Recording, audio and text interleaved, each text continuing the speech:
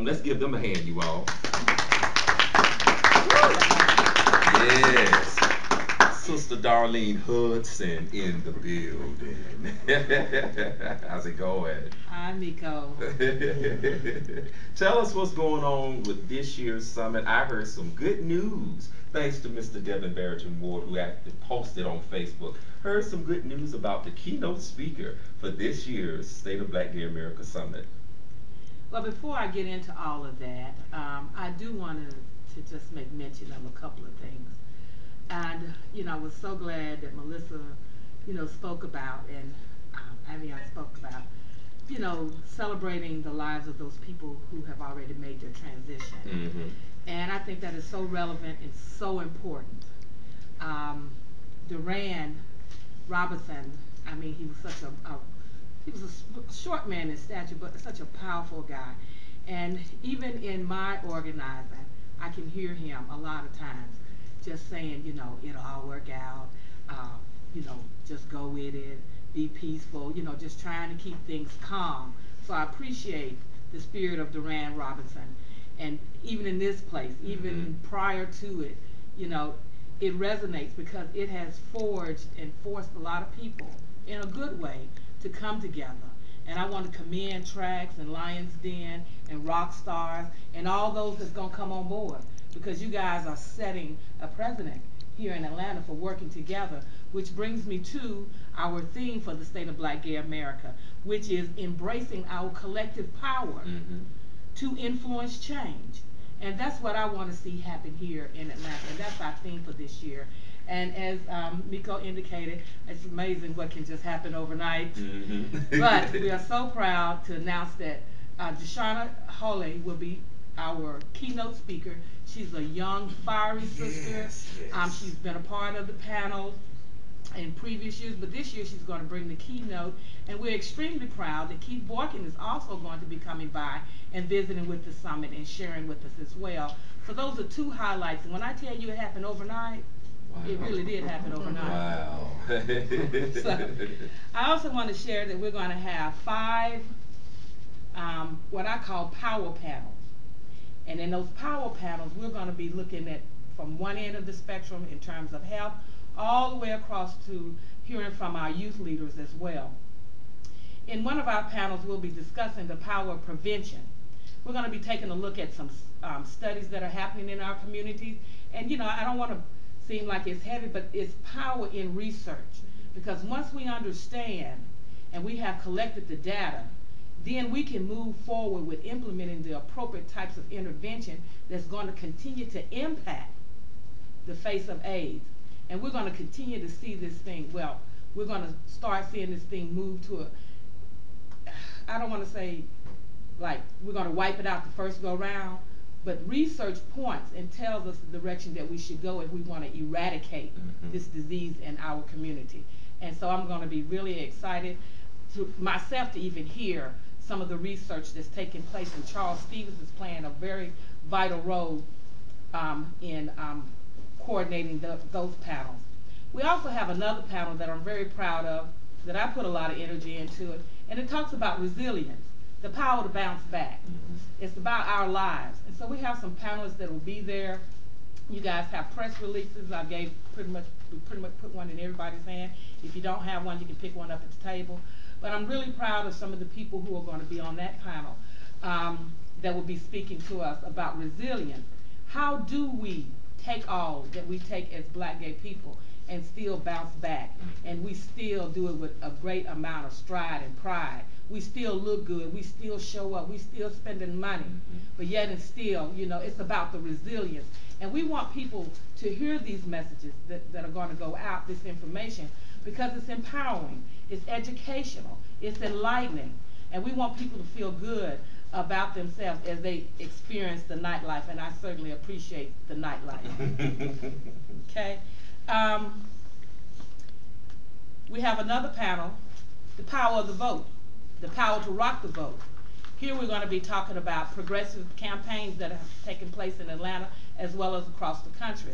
And I'm happy to say that Michael J. Brewer from the National Black Justice Coalition is going to be coming in and sharing with us on a kind of a national level We also have Commissioner Joan Garner, who will also be present. Keisha Waits, who has won her race. Amen. Everybody out clapping Keisha Waits. Yeah. That's right. She's in there. She'll be sharing with us. And we also have some funders coming on board. The Fund for Southern Communities is sending Angela Brown, who will also be speaking to us about the importance of funding these progressive campaigns. We have to become a part of that. It's not just enough to just sign up to vote. People have to be informed and educated on how to vote. Because then you can get them all to the poll and they don't know what to vote for. They'll see Barack Obama, but they won't understand that they need to be looking at the Commissioner of Labor. We need to address that. We need to also talk about local elections and what a progressive campaign looks like, and the need for making sure that we have funds for it, that we can do that. We're also going to be looking in terms of helping us in terms of the power to live healthy. Everybody know about healthcare reform. We've all heard about Obama plan. But in this panel, we're going to get down to the nitty-gritty so we can understand how healthcare reform is going to impact our transgender community, how it impacts gay men's health, and also how it impacts lesbian health.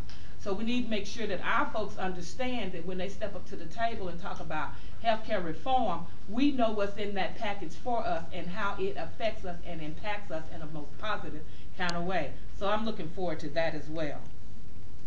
Did I miss a panel yet? Oh, can't miss this one. Another panel that we have is the power of faith and the spirit of love. After we do all of this heavy hard talking, we need to talk about how we come together, because it's the spirit that binds us. And I don't care what you believe in. You can be Yoruba, you can be Buddhist, you can be Baptist, Pentecostal, but there's a spirit that binds us. And it's something that's very ancestral. Did I say that word correct? It goes deep into our roots. And so we have to figure, we're going to talk about how that plays a part and impacts us. And so I'm going to be looking forward to hearing from our faith community. And it's entitled Invocation or Convocation, the Power of Faith and the Spirit of Love. So those are the panels that we're going to be presenting this year. We have a 6th panel, but I kind of ran out of time. But I guarantee you the next go round, we'll be talking some more about gender identity and how we identify. That's a very needed subject so I'm setting the stages for it goes around the next go time. So the next time we go around, get it together. So, it happens. Yeah. So those are the panels, Miko, that we'll be looking at, and I want to encourage the promoters this last week. If you will link to us, we'll link to you, and let's do some cross promotion and let's push this out there and encourage people to come. Now, the doors, there's a luncheon, and that's where Joshana and Keith are going to be, and there's a little cost with that. But you're just paying to eat. That's all. I'm not trying to make no profit off of it. I just want to pay for the seat that you're sitting in, because this hotel is not free. It's not free. It's costing something to be here right now. So I'm just saying, And then after that, at 12:30, between 12:30 and 1 o'clock, the doors will open. And when those doors open, it would be good if it was just like a flood. But I know some people going to be trying to stretch out and get up, just waking up for breakfast. That's when I kind of push them panels on back. Okay? There are a lot of things going on. And again, I want to commend the guys for coming together. And I'm going to tell you that in the future, more people are going to come on board, because our community, these people who are coming in here, they are saying, y'all figure it out. And we owe it to the people that are coming. I want to commend, Trax Girl for taking on that awesome responsibility of in the park. I remember when I had that responsibility. And it was no easy job. And you'll have it again. When you said I moved on. But everybody who knows me knows that anything that I can do to assist in terms of anything that's building our community, I'm about it. It's about building community. So again, our theme is embracing our collective power. That's together to influence change, and we're going to see some more changes.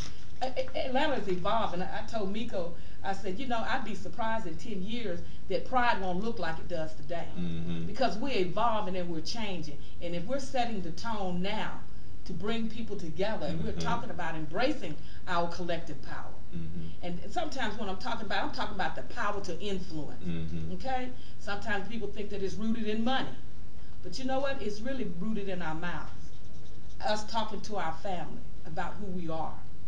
It's about sharing with your coworker when it's appropriate. I ain't saying right in the middle of a board meeting, stand up and talk about, I happen to be a lesbian and, this is what I did last night. But when that stuff comes up in the news, they need to know. I'm one of those people that they're talking about at Chick-fil-A. Okay? Come on. I'm one of those people. So let's bring it together. Let's talk about this collective power. The drum needs to start beating from this day forward. Talking about how we come together and how we influence change. Thank you, Miko, for making it happen, man. Thank you so much.